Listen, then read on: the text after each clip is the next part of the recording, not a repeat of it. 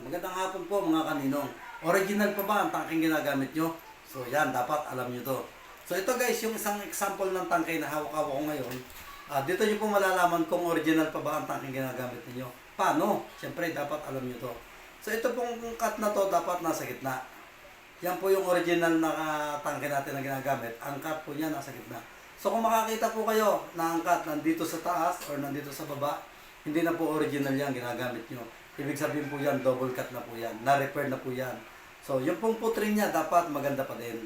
So, bakit po ba natin nilalagay ng sapin yung ating mga tangke sa ilalim?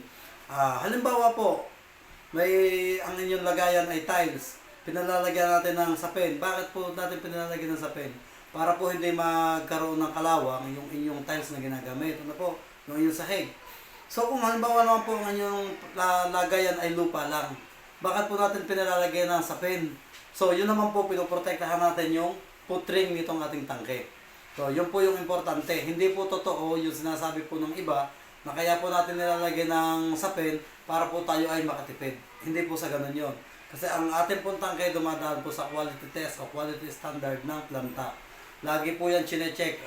Mayroon po tayong requalification. May makikita po kayo sa mga cylinder tank ninyo na may nakalagay dito na RQ.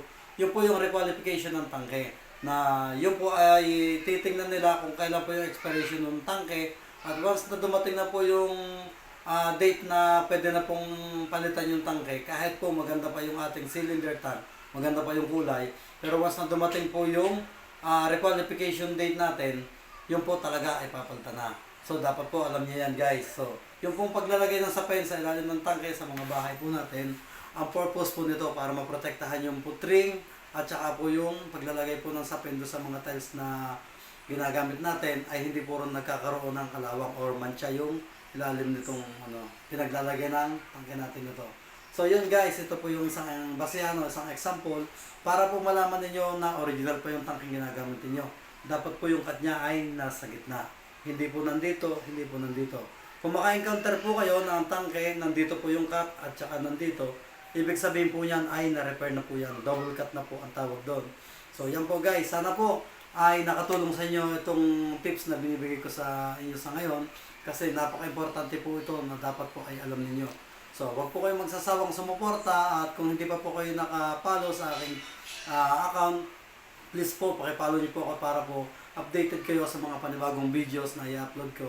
At kung nakatulong po ito sa inyo, sana po i-share po ninyo at mag-iwan po kayo ng comments or anumang katanungan at sasagutin po natin yan dito sa ating comment section. Maraming salamat po at magandang araw po sa inyong lahat.